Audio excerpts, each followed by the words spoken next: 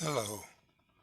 We'd like to review here some reasons for establishing an integrated African research and teaching collection to be donated to the Sterling and Beinecke libraries and the museums at Yale University in memory of and tribute to Prosser Gifford, Yale graduate, Yale professor. Who was Prosser Gifford? Well, there are several ways to find out. You can look at what was contributed to a memorial service, and there's a lot of testimony there. We can also look them up in Wikipedia, but this doesn't do a whole lot because these are brief summations of a whole lifetime of over 91 years. So it's useful to look at Prosser Gifford as the first professor to teach courses in African history in the history department at Yale. QR codes can give you access to further material if you wish to scan them in. Yale loses a prominent African historian, and compassionate, gentle giant was the summary given at the time, and it's simple enough to sum up the outlines of it, but more discussion is required. He got his BA from Yale in '51. He became a Rhodes Scholar that year. He was appointed as a Rhodes Scholar. He went off to Oxford, where he did a BA in '53 and received the MA, largely a ceremonial title after 5 years interval between the BA and the MA. But then he came back to Harvard Law School in 1956, got a law degree from Harvard Law, and after some time at Swarthmore College, where he worked as an assistant to the president, he came back to Yale to do a PhD in history in 1964. He then became the first full-time professor of African history at Yale. Some further questions arise. What role did Gifford play for the class of 1968 at Yale? And what did Prosser Gifford have to do with the library? The library is pretty central to the Yale experience. In fact, architecturally, it is the center of the Yale experience. And it was very much so the center of the class of 1968's experience for a whole series of reasons, which it's worth reviewing. In '64 and '65, Brewster and Gifford co-conspired to create, in effect, the first 5-year BA program at Yale. So in addition to teaching African history, he took on a new role altogether. He was the founding director for Yale of a whole new program, a program which, as it turns out, was conceived of initially by Kingman Brewster and announced in his initial speeches to the Yale community in 1964. Now, it turns out the two of them knew each other because Kingman Brewster was a professor of law at Harvard Law School when Prosser Gifford was a student of law there. It's not clear how much interchange they had at the time, but that can be clarified by further research, I'm sure. In any case, it became very important for the class of 1968, not just Yale in general, but the class of 1968, because it was that class that became the first group of students selected from that class to become part of the Yale 5-year BA program, a program that enabled them to leave Yale for a year and work on a self-supporting job in a third world country. This is a pretty staggering innovation on Brewster's part and Prosser Gifford's part. It was trying, in the midst of a Vietnam War, to shield students from the draft as they explored experiences and life work in a third world country. Kingman Brewster was very clear about this. He wanted to provide an opportunity for people to visit, live, and work in the third world that didn't involve shooting people, as it did with the American military. Why did the library loom so large in the minds and the lives of Yale class of '68? Well, Here are the complex reasons, but they're important to understand because the class of '68 has done a lot for the library over the years, in fact endowing its current directorship. Well, in many respects, the Yale class of '68 was a very privileged class, but in other respects, it experienced many memories of pain and suffering, and the reasons are several. First, it was one of Yale's last all-male classes, so it was a very strange environment in many respects. No women around to speak of except on the weekends, and then very strangely on the weekends in some cases. They entered in the fall of '64, and it was the first class under the direction of the admissions officer, R. Inslee Clark, to admit more than 50% of the class from public school background, not private schools, public schools. It was an experiment on his part to see whether Yale could become a truly national university. So they were the first class to be more than 50% public school in their background. Secondly, every member of the class entering as freshmen in 1964 had on their minds the shared experience of the Kennedy assassination that had occurred during their senior year of high school in November of 1963. Furthermore, it was in the midst of the Vietnam War. All throughout their Yale College years, the class of '68 had the draft hanging over their heads. If they took a semester out, they could be drafted. If they wanted to do a year to work somewhere else, they could be sent to the military, given a rifle, and told to shoot. This made for a very strange environment on university campuses, and Yale in particular, which was very critical of the Vietnam War. Furthermore, in their junior year, Martin Luther King gave a very memorable speech called the Beyond Vietnam speech. And a year to the day of giving that speech, he was assassinated during their senior year in 1968. Before the year was out, Robert Kennedy, too, was assassinated. So they had close experiences in the senior year of their high school with the assassination of John F. Kennedy, and two further assassinations within the junior and senior years of their college experience. And this is part of the pain and suffering they experienced, all under the pressure of having to complete and stay within the confines of a four-year degree system, or they would be whisked off to fight in a war they did not agree with. Now, in the midst of all this confusion and pressure, Professor Gifford had a profound influence on these students in the class of '68. Yes, he proved to be an Africanist of major importance, and that in itself is worth celebrating. He edited a series of books with William Roger Lewis that virtually created the field of comparative colonial history, including France and Britain in Africa, Britain and Germany in Africa, and a master volume called The Transfer of Power, in which they looked at the decolonization of the former European powers in Africa.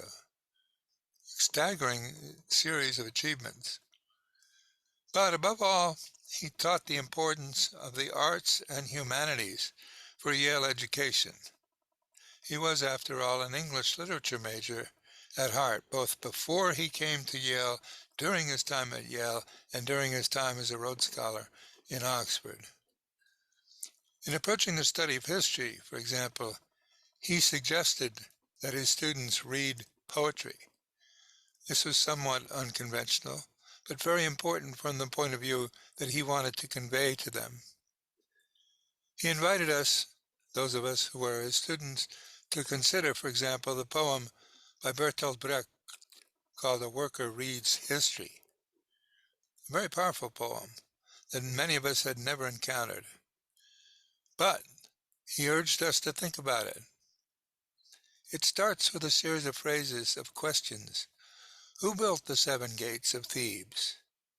The books are filled with the names of kings. Was it the kings who hauled the craggy blocks of stone?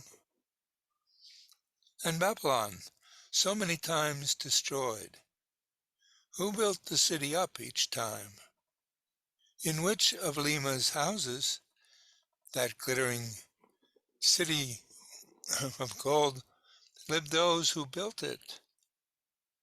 In the evening, when the Chinese wall was finished, where did the masons go? The poem ends with so many problems, so many questions.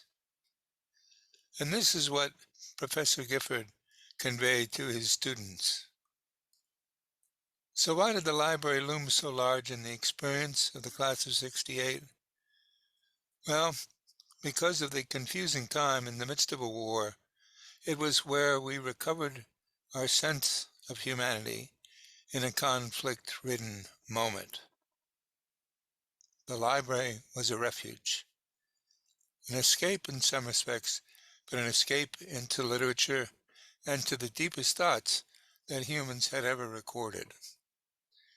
In the rare book libraries, or in the more comfortable library of Sterling Memorial Library, we followed what Professor Gifford taught as an understanding of African history, in fact, all history. And that is that it is shaped by 2 principal factors. First, the nature of the data we have available to interpret and discuss, and secondly, the range of people and perspectives who are included in the circle to discuss it. So you've got facts on the one hand, and then you got people talking about the facts. In the midst of the Vietnam War, this was very, very important. The nature of the data and the range of people and perspectives who are included in the circle, as he put it, in the circle to discuss it. Who is included in the circle to discuss the facts? Well, at Yale, it was just boys at that point, young men, no women allowed.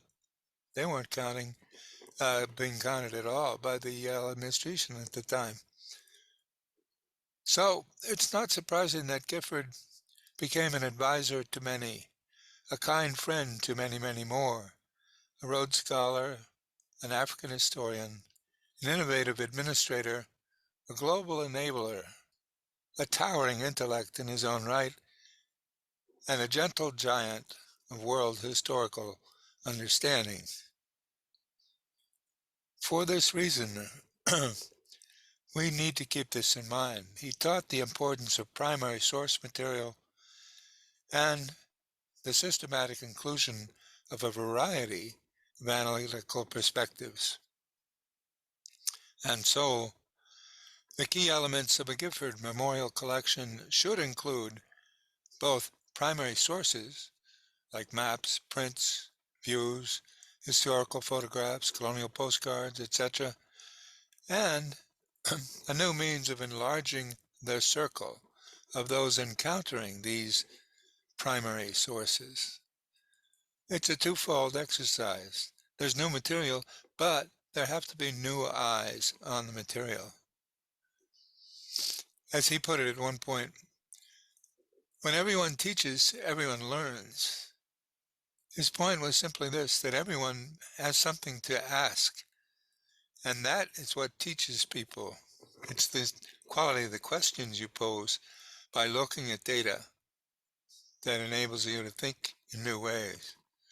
This is why exploring the world cultures through the digital humanities, which largely got going at Yale after Professor Gifford was a professor there, nonetheless owe a great deal, these new digital humanities, to the foundations that he laid for looking at things like the slave trade and the European tradition of imagining Africa, upside down in the first cases, but gradually even mapping the whole continent very quickly for commercial reasons. The key elements of a potential collection, from my point of view, therefore, started early on. I started assembling these kinds of items as part of my undergraduate work with Professor Gifford, and then my DPhil dissertation for the research I did at Oxford, culminating in 1980 with the publication of the study of a short and particularly painful period in the colonial history of the Ivory Coast. It was called French Colonial Rule and the Baoulé People, and it was very dramatic in its outlines. It was inspired in a sense by an observation by a great colonialist at the time, an observer of colonialism, and published in 1980. The insight was simply that provided by The Heart of Darkness and Joseph Conrad, the great Polish author who had learned English as a second language and wrote very simply and very directly. The conquest of the earth, which mostly means the taking it away from those who have a different complexion or slightly flatter noses than ourselves, is not a pretty thing when you look into it too much. This became the case for what I was studying as a doctoral student, based on documentation that was often considered ephemeral, colonial postcards, and the social history that they embedded. Well, you can ask yourself, what was the aftermath of this bloody conquest? What kinds of attitudes were, in a sense, seared into the history of people who participated, whether as Senegalese troops helping the French conquer the area, or as those who were subordinated and had to do the heavy work to carry around the officers, as it were, quite literally in hammocks like this. What was the experience of those officers? It's the kind of question that Professor Gifford's questioning in his African history course is put to us. Not only who gets to tell the story, but whose voices are lost. Who's left out of this little circle of colonial officers? They love to take pictures of their own habitation and the like, even with their African wives, as is the case here. Um, but they didn't have spokesmen from the African. They loved to take pictures of themselves. In fact, all of colonialism in Africa corresponds roughly to the age of photography. And Europeans enjoyed taking pictures of themselves and their edifices, that is, their monuments to themselves in their buildings. They also took pictures and sent them home on postcards and about everything, in effect, that they could point the camera at. Anything that moved that was unfamiliar, they took a picture of, basically. Not all of them survived, but some of them do in these very extraordinary collections of postcards. And some of them encapsulate the enormous contradiction of colonialism, much of which spent its time railing against the illiteracy of the population, and yet taking pictures of some of the most literate people on the surface of the earth. These students are learning to read Arabic before many Western students even think of entering a school system. And yet they're referred to as illiterate. Well, this is fascinating. But the photographic record captures things that are lost to the physical records, including portraits of some people who were defeated, like Samari, the resistance leader in the Ivory Coast. We kept in mind what Gifford taught us to read from Bertolt Brecht's poem. The books are filled with the names of kings, but whose voices are rarely, or in fact never, heard. Well, it's fascinating to look at that. It's in some of these old photographs where you can see food is being collected here under the duress, in fact, the armed collection of food supplies in the early colonial period, and then the armed imposition of exotic plants, exogenous crops that grew elsewhere, in this case in Brazil, Cocoa was introduced to the Ivory Coast colony, and it became this mainstay of the economy throughout the 19 teens, 20s, 30s, 40s, 50s, and independent 60s and after. Ivory Coast became the world's largest producer of cocoa. This microhistory of the introduction of cash crop agriculture in Africa was a case study repeated throughout Africa of the early colonial history of the whole, but there were many further questions that need to be understood.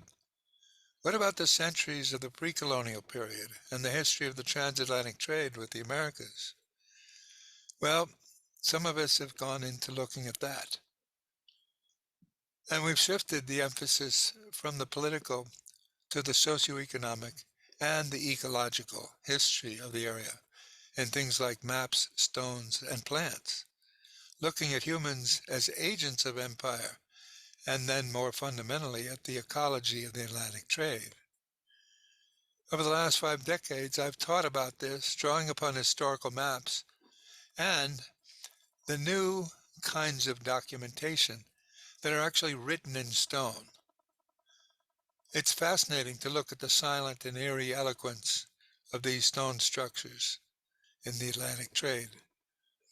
As an English major, literary scholar, and humanist at heart, Prosser underscored the importance of poetry in launching any serious study in the humanities. Basically, through poetry, Gifford urged us to ask, to pose to ourselves and others the never before asked questions in African history. Was it the kings who hauled the craggy blocks of stone? You can look at prints like this, for example, of the former castles and their medieval castles and their structure that were built all across portions of West Africa, some 80 of them in total, enormous structures, without the aid of even animal traction. These are built by human beings. There is an enormous amount of embedded labor here, and yet the history books still talk about this being a fort built by the King of France or a fort built by Louis XIV. Well, in fact, Louis never went to the West Africa. The French never went in those numbers. You can calculate how many people it would have taken to build a structure like this, but although the Swedes are said to have built this port and this castle, and the Dutch this castle, there were never ships loads of Dutch or Swedes that came down to the coast of West Africa to labor with these craggy blocks of stone. The real calculus has never been made. How much human labor went into the prior plantations? These structures do not build themselves, they take manpower. Manpower takes food. Food needs to be grown in a massive way on the prior plantations, prior in the sense that they're prior to the plantations in America. They're plantations in Africa that had to supply the food. Not much documentation about this, except in the old maps. This is crucial in looking now at African pre-colonial history, the prior plantations, and the origin and functioning of the Atlantic system. Now, the point of all of this is that Gifford was pointing to the coevolution of American, European, and African history as a way of looking at global history since the early modern period. And this enabled and stimulated new kinds of research in recent, long since he taught, but in recent African historiography. Think of the Industrious Revolution, therefore, not the Industrial Revolution, but the Industrious Revolution and the Atlantic empires. Africa's prior plantations supplied both the food and the manpower for 4 centuries to create and sustain multiple European empires in the Atlantic. This industrious revolution fueled the origin of European empire. It was sheer human manpower. Now, this is ongoing research. It's not something that he completed, but he did initiate our curiosity and spurred us on to do research in this area. It's very important to realize that it's a transatlantic system. Africa's industrious revolution fueled the American Revolution in many respects, not only because it provided the slaves for the American gentry to emerge and then challenge the British, as in this case with George Washington, but it also, in effect, created the revolutionary basis for independence within the African and the American continents. It's odd to think of this because we generally think of African history being African history and American history being American history. But in fact, the American history of its continent would not have emerged without the labor force imported in the largest non-voluntary migration in human history, the slave trade. By the time George Washington died, more than 300 enslaved people lived and toiled on his Mount Vernon farm. Few people keep this in mind in thinking of our founding fathers. But as the historians who know about African history realize, a senior Rhodes Scholar here inspired a new approach to the study of African history through the careful look at historiography and cartography. The trading frontiers, both in the Americas, where there was George Washington and West Virginia prior to the Revolution, or it was in West Africa at the same time, British agents making deals for the slave trade. It's only through the work of Professor Henry Louis Gates and other historians that we've been able to examine this since. This is why old maps, picks, and shovels belong together. We're using them as steps towards an archaeology of the Atlantic trade. Asking that fundamental question, was it the kings who hauled the craggy blocks of stone? If you put the maps together on a current Google map, viewable from the space, you can learn a great deal in detail about those areas. And you can exchange that information during a global lockdown because it's now stored electronically. This is what's happening in the mapping of the slave trade project. And for that reason, African historical cartography is developing new means to explore alternate narratives of African and global ecological history.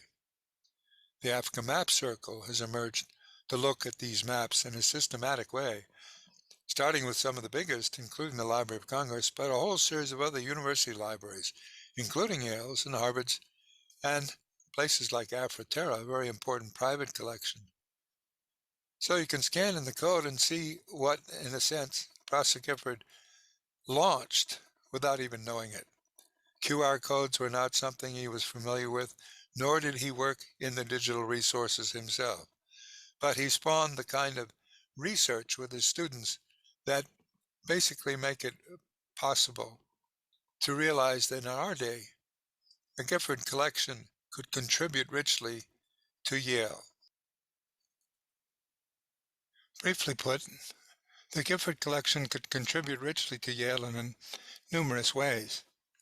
It would add important primary documents and supporting research materials for teaching and research to Yale's existing Africana collections.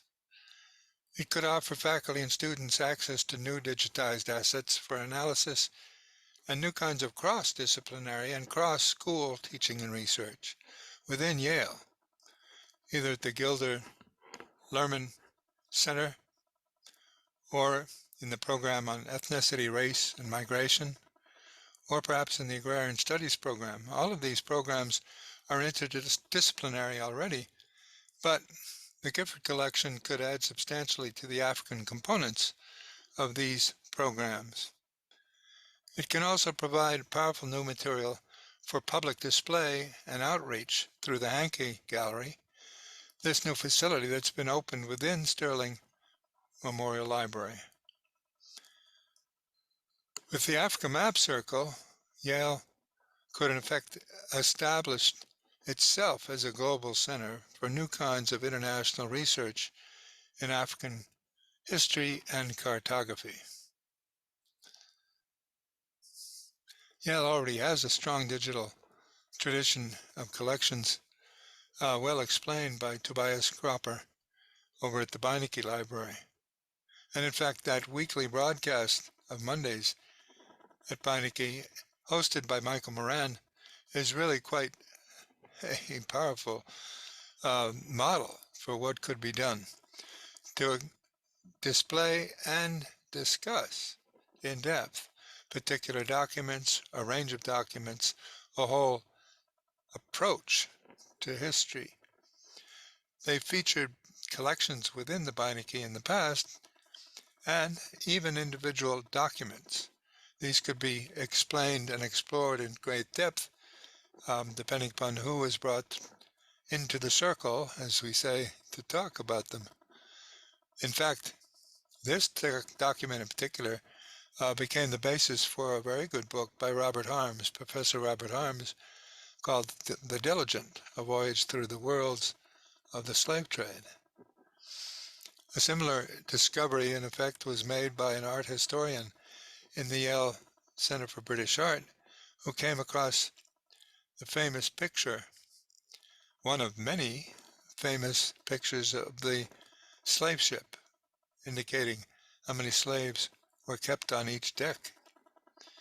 She went on to a very memorable study, and Cheryl Finley is now, in effect, a professor teaching this material on the iconography of the slave trade from that collection that she first discovered that contained it over at the British Art Museum. The Hankey Gallery empowers the new possibilities on a scale never previously thought within the library itself. A portion of the old nave has been put to use in a brand new exhibition facility, thanks to the generous support of Robert Hankey and Lynn Hankey. A new kind of fireside chat has already begun, in a sense, with the talented and innovative librarians within the Sterling and Beinecke tradition. Michelle Light is now the head of the Beinecke collections and special collections, and coordinated a curatorial team to put forward the exhibit that was the inaugural exhibit of the Hankey space not long ago.